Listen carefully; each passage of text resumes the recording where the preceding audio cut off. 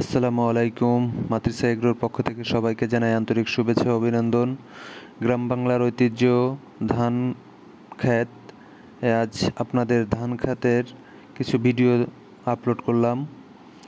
আকাশে মেঘ, নিচে গাছ, তার নিচে ধান ক্ষেত, বাতাসে দোলা দিচ্ছে ধানের পাতায়। খুব সুন্দর মনোমুগ্ধকর একটি পরিবেশ। এই পরিবেশে না গেলে মনটা ভালো হতো না। মন যাদের খারাপ থাকবে তারা অবশ্যই গ্রামে এসে এরকম প্রকৃতির মধ্যে হারিয়ে যেতে হবে। হারিয়ে গেলে মনটা ভালো থাকবে।